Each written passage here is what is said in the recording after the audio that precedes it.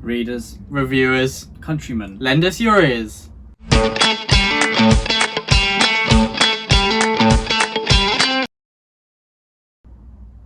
Welcome back to the Brothers Gwynne channel. Today we will be talking about our July to be read pile, so the books that we endeavour to read this month, and we'll also be talking about some things we've watched this month and some events that have occurred during the month of June.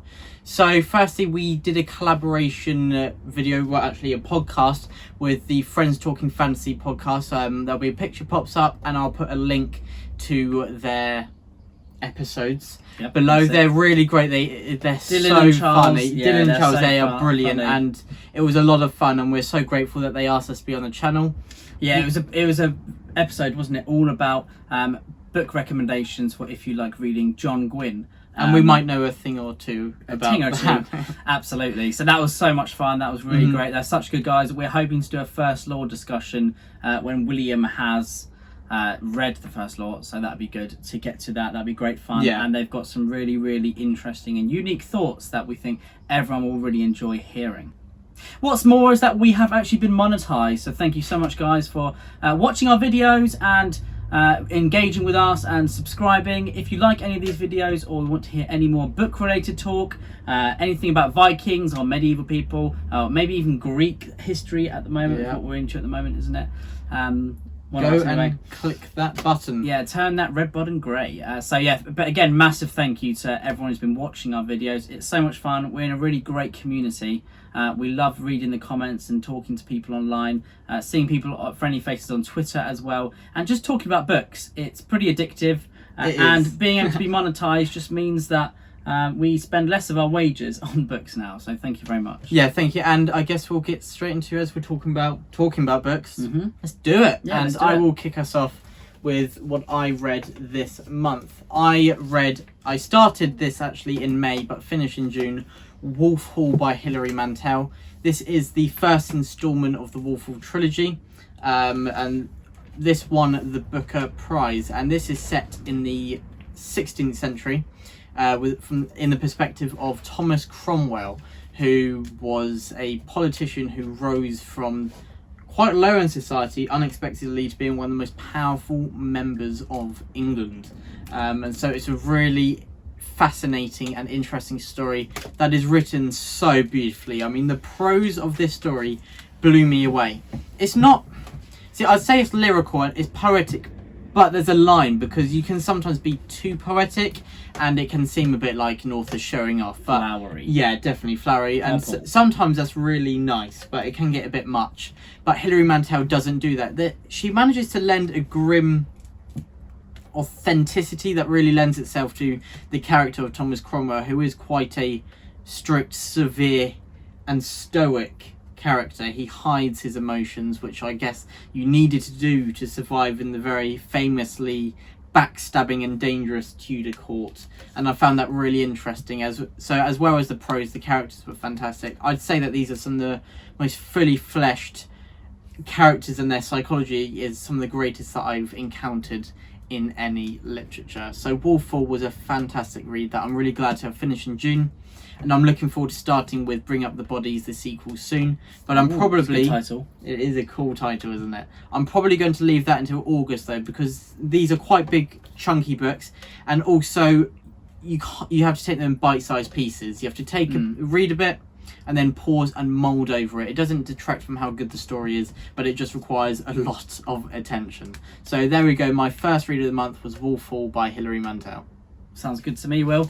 And I'm currently reading, and I'm just over halfway through, Killer of Men by Christian Cameron. This is all about Arimnestos, that famous Greek soldier.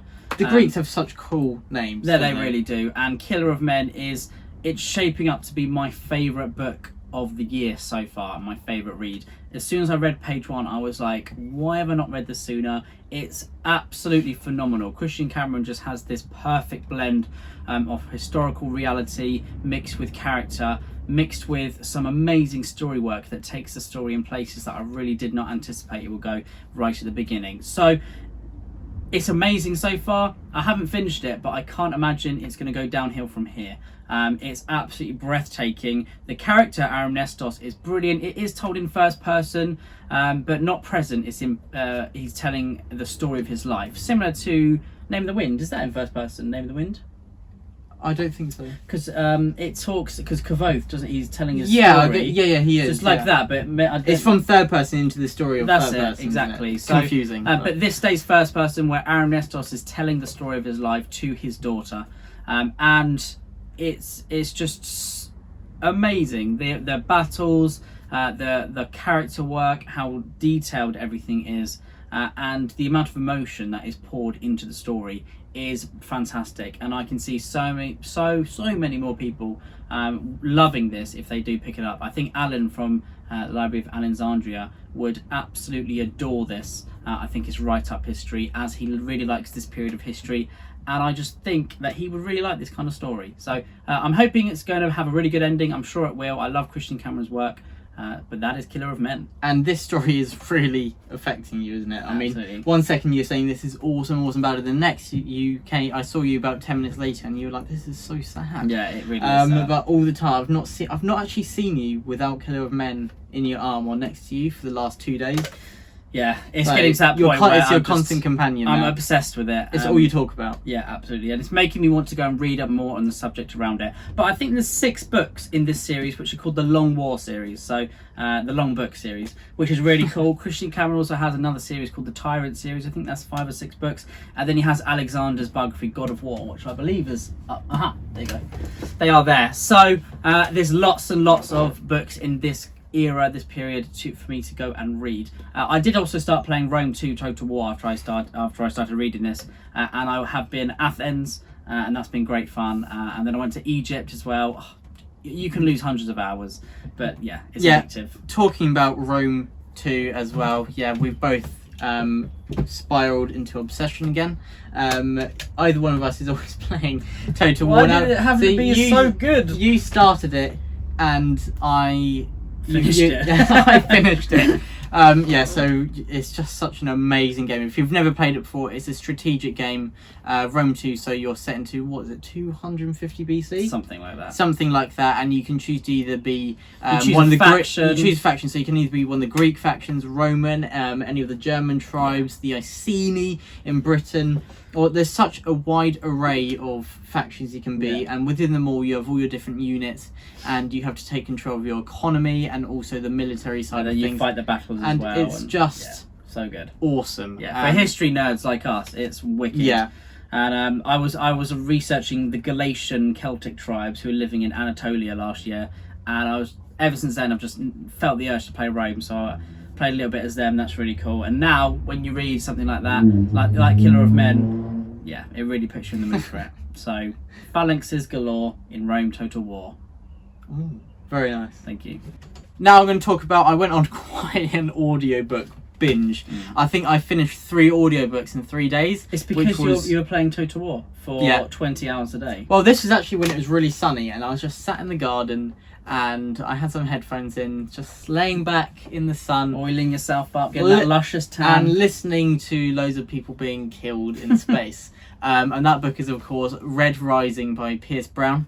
Listen to that at the beginning of this month. We will soon have a review for Red Rising coming out in just a few days. Ooh. So I hope you enjoy that, and I hope that if you've not read Red Rising before, that this may intrigue you. And if you have, that you enjoy some of the nostalgic talk we have. It will be spoiler free, but we'll be mentioning the characters and some of the key themes involved. As we say a bit in that, in a bit of a summary, I thought that the first half was it was good, but it was a bit below my expectations, and then I think it really hit its stride and it became fantastic, and I was really engaged and immersed, and that continued straight into Golden Sun, which I also listened to on audiobook this month in June, and that was fantastic. What a step up. It continued the momentum of the end of Red Rising, and it just took it across the entire story. The characters are fantastic, aren't they? I think that Pierce Brown, he's a bit like Papa Gwynne in that he's not afraid to kill people. He is nasty to his those secondary creations. characters, that cast, you get really attached straight away, and then, and then people start dropping like flies, and it's like, It's like, do I want to read more? And that ending, Golden Sun, not going to say what happens, but oh my word, that I was actually in the car. That summarises it. Yeah. I was in the car with Ed, and he was trying to say some things to me, and I was like, no, not right now. I had my headphones in, and that we win. Why would he speak to me? I'm listening to Golden Sun. As I'm listening to the end, Ed's like frowning next to me. I was obviously thinking, why? Yeah. What's his priorities? And then I finished Golden Sun, and I was like holding my head, and I said that I just listened to the end, and Ed was like, understandable. If you've read Golden Sun, you'll know the shock of that ending. I'm really looking forward to continuing with Morningstar in July, but Red Rising and Golden Sun were two really, really great reads, and one of my first escapades into science fiction. I've read Children of Time before, and a few others that have just dropped out of my head all of a sudden, but I've delved into the genre a few times, but this is quite new, and Red Rising is definitely, I'd say, is great for entry-level sci-fi, but for people of all stages. If you're obsessed with science fiction, I think this would also suit your desires as well, so it was a really great read. Talking of ye old sci-fi, I read and finished and loved Artifact Space by Miles Cameron, the distant relative of Christian Cameron. Joking, psych, they're the same person. But yeah, Miles Cameron, this is his first sci-fi book, so his sci-fi debut. I know he reads a lot of sci-fi, and I was a bit hesitant for this because I'm not really a sci-fi nerd, let's say, but I mean that in a very positive way. But I love all the details in his historical fiction and his fantasy settings. And I wasn't sure if I would love all the details in the sci-fi settings, because I'm not really, when I read Children of Time, I wasn't really, desperate to hear about all the metaphysics, I don't know, or the bleh, so all the keywords, all the jargon. Very technical term. Absolutely, the bio bleh. But I loved this. Miles Cameron brings a level of detail that is addictive to read, and it's very visual in my mind. I can see many things within this, and I can feel it. And the character work is, her name is Marka Nbarro, and she is fantastic. She is one of my favourite characters. I think it's Miles Cameron's first female POV that he's written. And really? She is just that really surprised sublime. Me because it's just expert. Yeah, because it doesn't feel like it's different to a male POV, which, everything feels so equal. And the world that he's created here, we can see that obviously he's a historical reenactor. He even has ships in space the shape of swords, which there are genuine reasons for that in the book. So it's fantastic. I love this. And I'm desperate to read his book too, to Artifact Space. I love how he takes the characters, and it's very similar to Killer of Men, where it just feels like they're just talking about their life. Just talking about everyday goings on and the relationships the characters make with each other. It feels like you're actually on the ship in Mass Effect, meeting everyone, having conversations, and then going on small missions together and then coming back. There are large scale plots happening. There are very mini, very personal things happening with Marka, and I think this could be absolutely massive. I think it's written very episodic. I could definitely see it on TV. I think it would be a really good new kind of Star Trek program, which would be fantastic. But I think so many more people should pick this up. It is new. It came out the end of June. Miles Cameron himself made a pitch on our June releases video at the beginning of June. So go check that out if you would like to hear a little bit more about it from the author's words. But yeah, go check it out, guys. It's a pretty beefy book, but there's so much good stuff in the pages. And also, I have started reading Artifact Space. We were both very lucky to have early access to Artifact Space on NetGalley, but my NetGalley setup was going really strange, so I couldn't actually download anything. So I had to wait, as you were reading it at the time, I had to wait for it to come out. And the day it came out, downloaded it on Kindle, and I'm now 50% through, and I have to say that Miles Cameron, he's just a master of characterization. I think that these characters, they're so distinctive, individual. You can tell he's really thought about the psychology of characters. They're really unique as well, aren't they? Exactly. And no one's a stereotype. Sorry to interrupt you. So no one's a stereotype, are they? Or no one's a caricature of a type of character in a book. That's what I mean. I think that with a lot of stories, a lot of the surrounding cast will be quite 2D, but there's no problems with that, because if authors do a good job with the central figures, you can forgive the rest of the characterization with everyone else. But Miles Cameron, manages to turn every single character with just a few lines of dialogue or a gesture, an action, a glance, something so minimal. He manages to allow it to say so much about a person while still remaining subtle, without just explicitly saying this person is afraid of this person acts like this. I think that he's really just mastered the way to execute these characters, and he's carried his strengths of other genres into his expedition into science fiction. And so if you are a sci-fi fan or a fan of Mars / Christian Cameron, however you know him, I would definitely recommend Artifact Space. Yeah, and the ending is one of his best endings, actually. I think it really picks up, and the climax is very, very fantastic. It's a big payoff as well, and it really sets up book 2 nicely. Doesn't feel like it's just a prelude to, or, you know, a prequel, does it, at all? Well, actually, you haven't read it yet, so you haven't. I will have to find out. But yeah, you will find out very soon.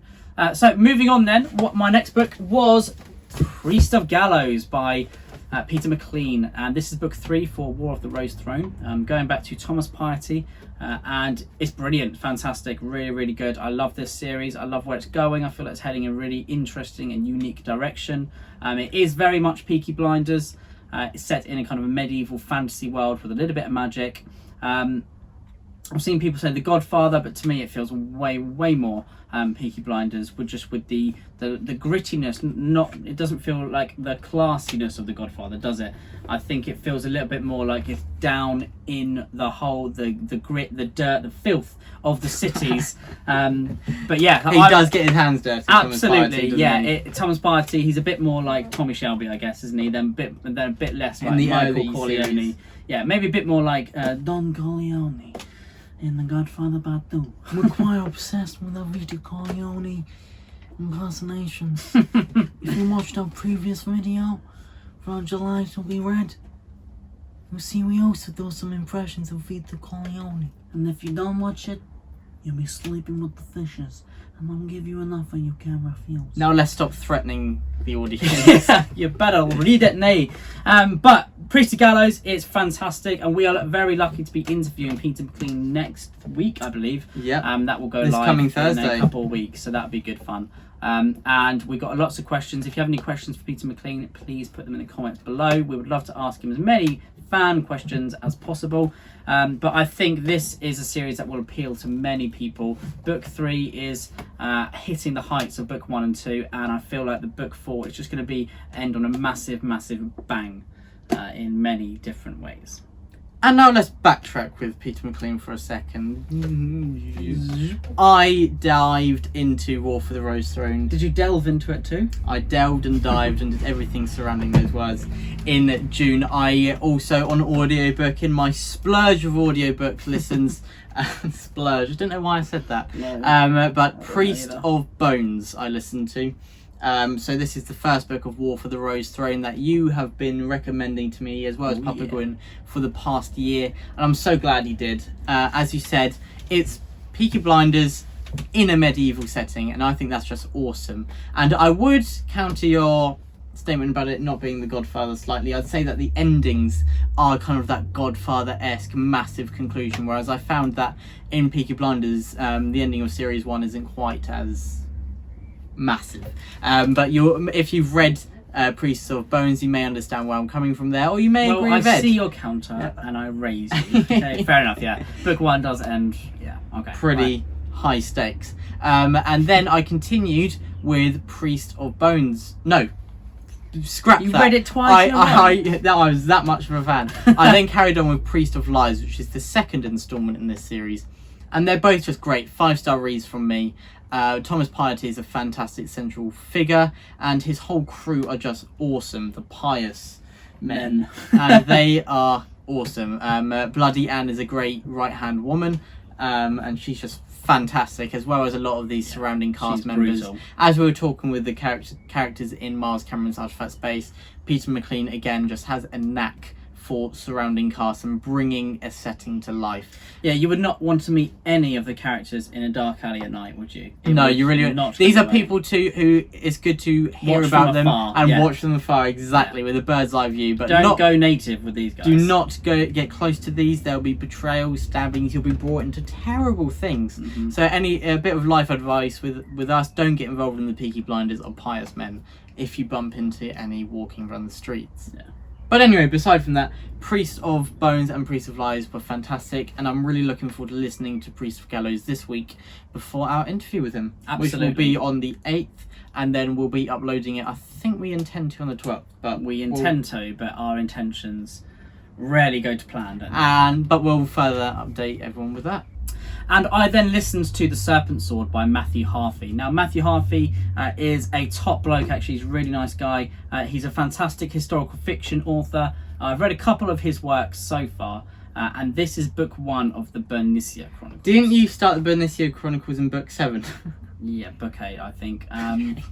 For some reason, the book was coming out. The publishers very kindly sent me the book, and they said you can kind of jump in it here and there, a little bit like The Last Kingdom. You know, you meant to be able to jump in them. Okay. I feel like standalones. It's a bit episodic, but with the same characters. And yeah, absolutely. A through line as well. But I'd really recommend reading book 1 because there's no point jumping in somewhere when you haven't even read the first one. And you miss the characterization of 7 books. Absolutely. Now, so The Serpent Sword, it's set in the 7th century, so 633 AD. And I thought it'd be a little bit of a, not copy, but very similar to the Last Kingdom series with the Saxon Chronicles by Bernard Cornwell, the big BC.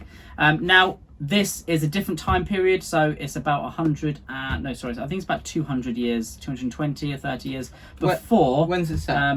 633 AD. And it's set about 200 years before Uhtred, son of Uhtred.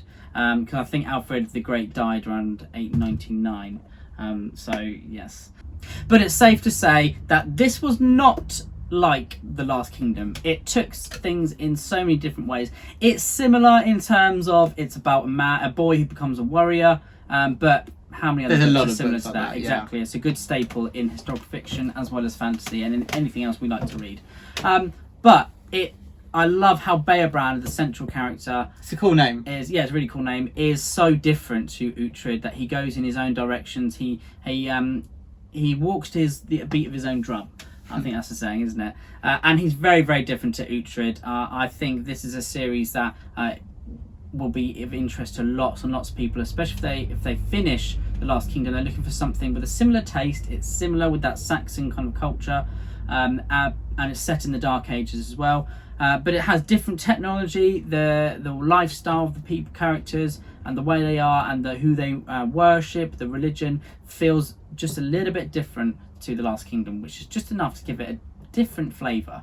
And after you've read 13 books of the Last Kingdom series, I think it's good to have a little bit of a different flavour, a different tone shift as well. This is a bit more of a murder mystery and then a revenge style story, mixed in with the coming of age story of Bearbrand. And I think Matthew Harvey's writing is top notch. His characters are brilliant. Barnaby Edwards' narration is fantastic. The dialogue is excellent, and the combat is very visceral and also action orientated, with lots of story injected throughout. So I cannot wait to read book 2 very soon. And talking a bit about historical fiction, I might as well go straight in and talk about another one of my reads, and that was book 3 of the Saxon stories by, as you call him, the Big BC. The Big BC. So this is the 3rd instalment in the Saxon stories, and I believe it forms the first half of what is season 2 of the Netflix adaptation of Last Kingdom. Yep. And I thought this was really good. Bernard Cornwell has just a prose that is so accessible and easy to read, so that no matter what happens, it's at least going to be a 4-star read. You're really going to enjoy it. Mm-hmm. And obviously we love the character of Uhtred. Most people do. He's a fantastic central figure. And again, that continues with the Lords of the North. I thought that this is perhaps the weakest of the 3 that I've read so far. It was more, there's a great premise and there's great events that occur, but if you've read this, there's at the ending, it's something that you've been building for quite a while towards, and I felt that it's quite anticlimactic. It fell a bit short. It didn't really deliver.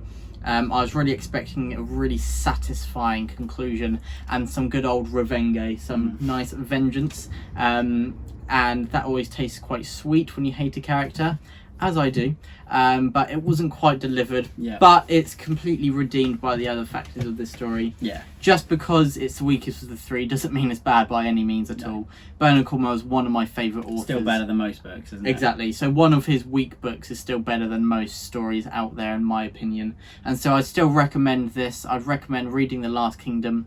If you enjoy historical fiction, or if you've never read historical fiction before, I'd say again this is good entry level for the genre, because it's got something for everyone, and I thought that it's just a really great story, and I'm really looking forward to going further with the series. So there we go, Lord of the North. Some disappointments, but overall still a really great read.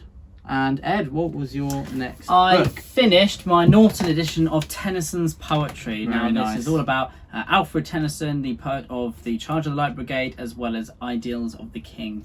Now this is just beautiful, breathtaking. It's amazing to see, to read the poems through chronological order. So I see the poems that he wrote and translated when he was 11, which is just, what have I achieved in my life? Nil. It's like when we Zilch. said that we watched the Olympics, and they're like 16. Yeah, doing like backflips, winning gold medals, Or all the gold medals. in the Euros at the moment, watching these football competitions, and some of the players are my age, and I'm like, wow, what have I done? Life sucks.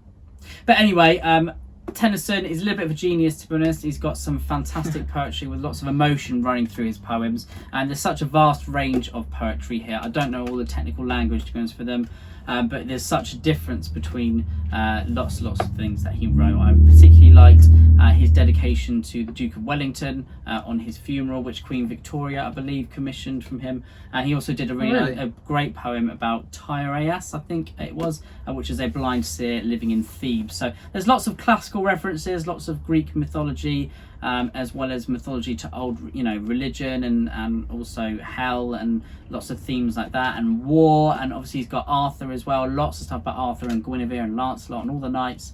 And he's done translations as well from Latin text, similar to epic poems as well. So I think there's a big range here. It's fantastic. Charge of the Light Brigade is one of the most famous poems ever.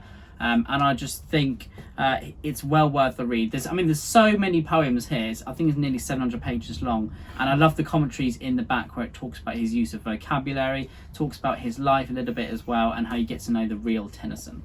Yeah, I was going to say, what does... I was suppressing a yawn there. It's Wow. not because it's boring. You were awful at suppressing yours. There was no suppression there, Will. I tried to suppress it. There was no suppression. But anyway, I was going to say, does the Norton edition add much? Because obviously there's quite a few collections of absolutely. Tennyson's poems out there. Yeah, I would definitely recommend this one because everything's so accessible. It has footnotes on every single poem, Right, okay. with specific references. I think there could be, in the Norton editions, I've noticed there could be a lot more references, to be honest, where you explain what certain keywords are, because there are some things that if you know a little bit about the subject around where they're writing, you have that bit of insight and you understand some of the key jargon. But sometimes they just let you fend for yourself.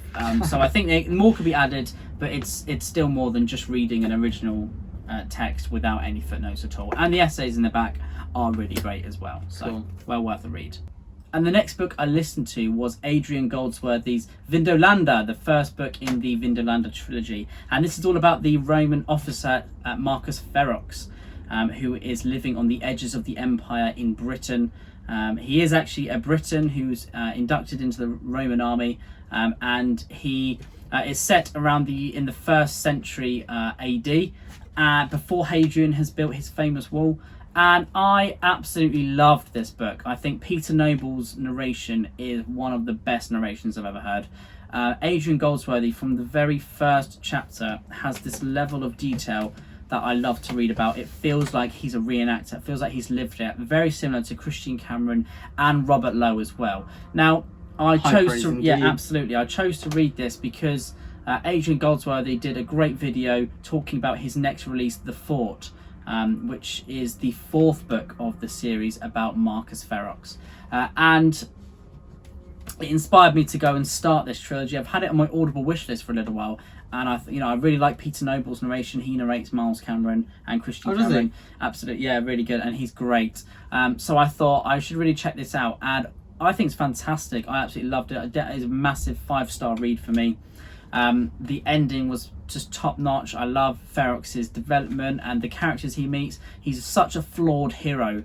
How he has a bit of a tendency to drink too much, and he can be a bit angry, but he's also he feels the effects of everything. I love that he's not just this golden Achilles. He feels everything. Like he'll be a little bit hungover, he'll be vomiting over his saddle whilst chasing someone and all this kind of stuff. But it feels like he's it's a bit like a Western setup where he's a bit like the sheriff on the frontier, as it were, against the barbaric tribes living beyond Rome's clutches. And I love how that comes into play. There's a nice big battle at the end, and it's really, really interesting. I've never really read Roman books to this detail. The last set of Roman books I think I read were Con Igudin's Emperor series when I must have been 14, 15. Yeah, that was quite a few years ago, wasn't absolutely. So yeah, well worth a read. Vindolanda, go check it out. You definitely have me intrigued as well. I love the Roman period, but again, one of those, there's so many historical periods out there that we want to learn more about.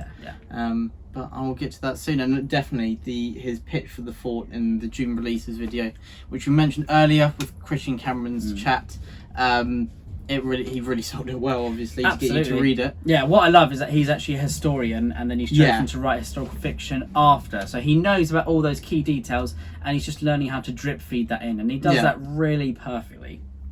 Great. So now I'll talk about my last audiobook read of the month, and I listened to The Righteous by David Ragg. Again, I'm going to say it again, he did a pitch for our June releases video, and obviously it hit home because I delved into The Righteous. I listened to the Black Hawks last year, and it's narrated by Colin Mace, the same person who has narrated the most recent of Papa Gwynne's books, Shadow of the Gods, and he really is a great narrator, and he perfectly suits this kind of story.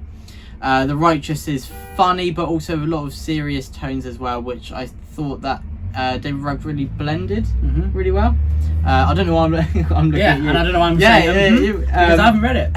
But what you're saying, Will, sounds right. It sounds so good. Well, thank you. You give me a lot of confidence there. I think that, again, David Ragg, he really does blend the themes really well, and he has that really nice mix of humour, but also the severity of life as well. You could tell that from his video as well. Oh yeah, he must be. He's a really funny guy and charismatic guy. So yeah, I'm glad that comes across on the pages. Fruit-based cocktails. Yeah, that's so again, The Righteous, I'd recommend, if you've not, for you to read The Black Hawks, which is fantasy fiction and David Ragg's debut into the genre. So I would definitely recommend that you read that. Just give it a go, see if you like it.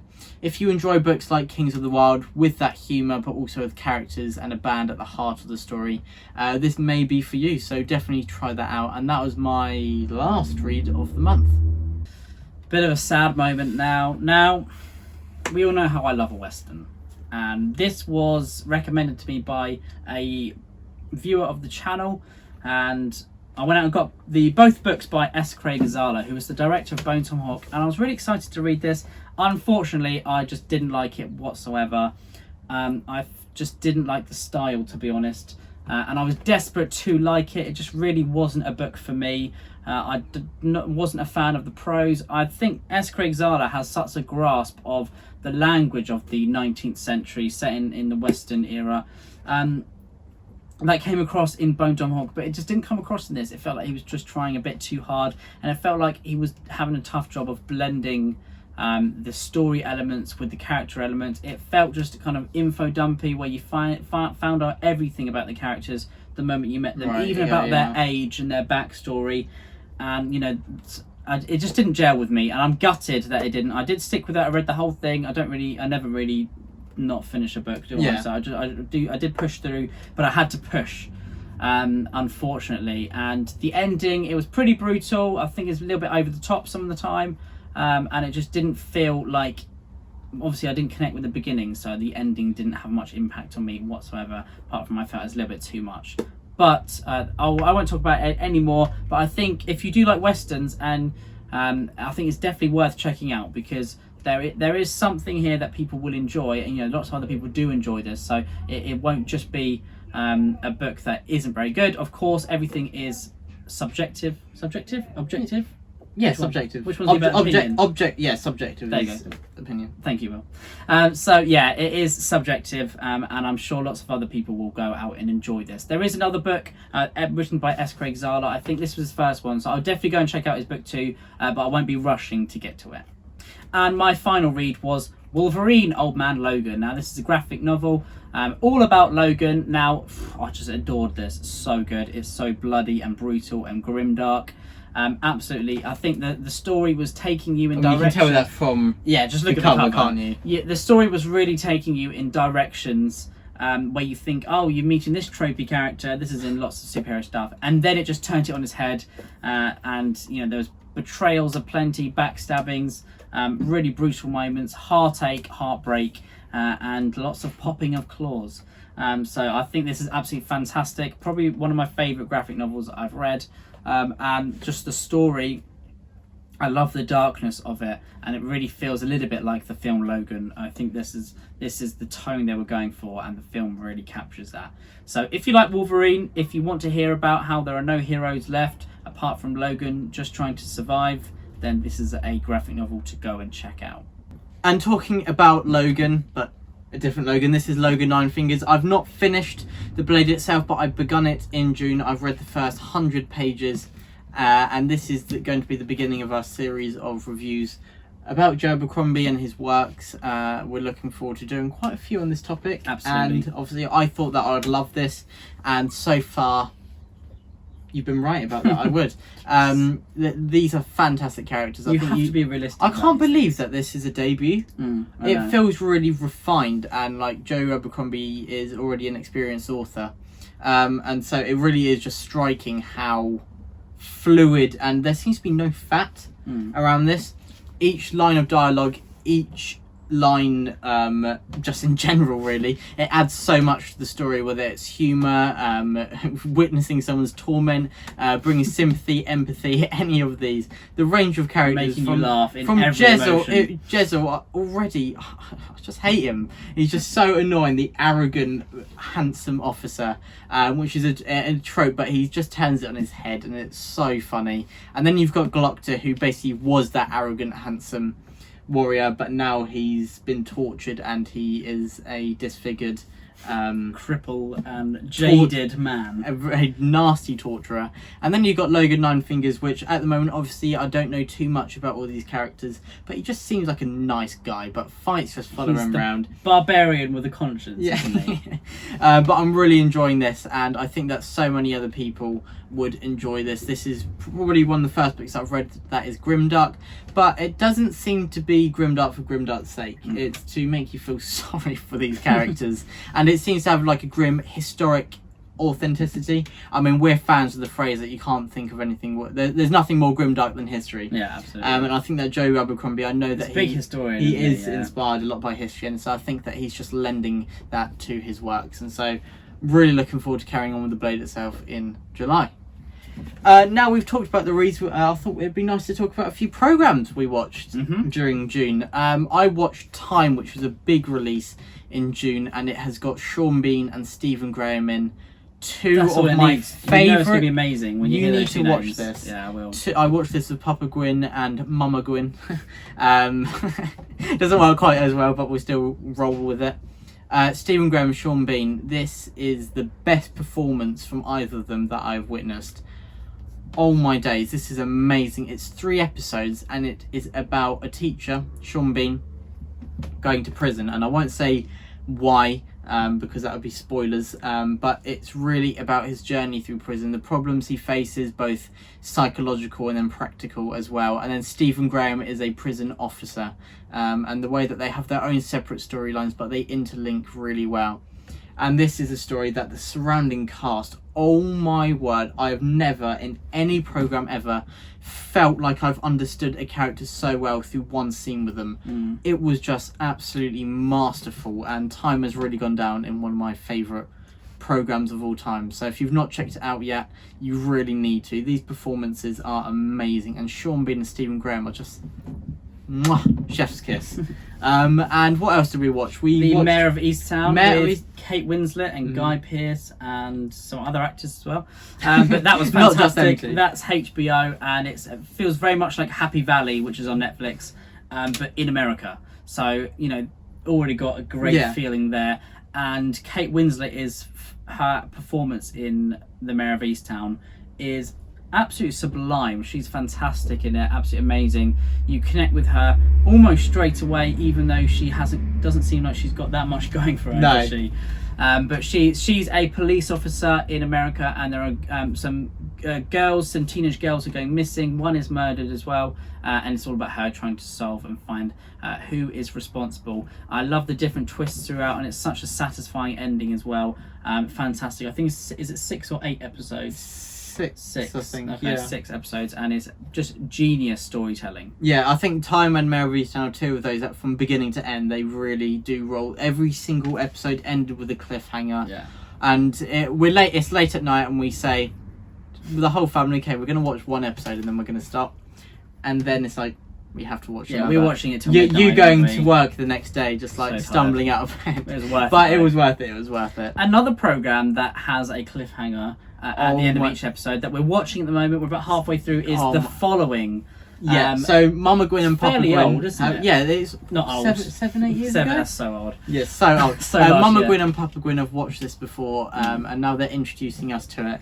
And oh my God, season 1, it's fantastic. And Kevin Bacon, who is an ex-FBI officer who's hired by the FBI to help catch a serial killer who he put in prison before. The serial killer is James Purefoy, who is one of my favourite actors ever. He's Mark Antony in Rome, and I think, and Mark Antony in Rome is my favourite television performance of all time. And he's so good as a serial killer. He's just so smart. This is going to sound terrible, okay? But any time the serial killer James Purefoy is on screen, me and Ed are like, yes, because Onward, he is so funny. It's really dark humour, like it's really serious program. We're sweating with tension, but James Purefoy, Onward, every scene he's in is just magnetic. He brings it to life, and there's these terrible things going around, happening that he is causing. And he is just smiling, and he's saying, well, you're going to have to work that one out yourself. And he's treating it like a game, and it is just fantastic. It's a little bit like Red Dragon, isn't it? The Silence of the Lambs prequel with Ed Norton and Ralph Fiennes, where the officer is brought in to find a killer, isn't it? A serial killer. And he goes to someone else for advice as well. That's really good. I love that. But I say that this is fantastic. We're 6 episodes in, and it's probably one of our favourite programmes already. And so, Time, Mayor of Easttown, The Following, you need to check all of these out. I say that these are all must watches. Obviously, we've not finished The Following yet, but even for those first 6 episodes, all 3 of these we've really been spoiled this month. They're just masterful, really masterful. And so there we go. We've talked about some events of the month, from being on a podcast with friends talking fantasy, to the books that we've read in June, to the programs we watched, and we hope that you've enjoyed this summary of everything that happened in June. We're really looking forward to everything that happens in July. Obviously, we will be continuing with The Following, and we've had a video out about our pile of books that we will be reading in July as well, so you can check that out. And if you've enjoyed this, please do subscribe or like that button, and I think that like that button. Just like it. Just grin at it. But I think we're done here today, aren't we? Well, we have got some interviews coming up, and yes, I want to say thank you to The Broken Binding for organising them. They're a fantastic independent bookstore, also Bookstar, and we do have a code in the bio in the about the video, where you can go and check out their shop and go order some books with a bit of a discount as well. That discount does help us out as well. It means that we can receive a little bit of funds from that as well, and then we can go and buy more books, update any gear for the channel. We just got a new microphone, haven't we? So we are hoping to learn how to actually use it soon, so I don't have to use my mobile phone to record the videos. But thank you guys for watching all of our videos. It's been so much fun, and thank you for sticking with the Brothers Gwynne. There we go. So thank you again from me as well. We're using all of the money as it slowly trickles through to eventually get a camera, slowly upgrade, and obviously buy more books, which is obviously the ultimate goal of life, isn't it? Ultimate goal. So for now, truth and courage, the Brothers Gwynne. Truth and courage. I'm gonna sneeze. Brothers Gwynne. What an ending. Sorry. The Brothers Gwynne. The Brothers Gwynne.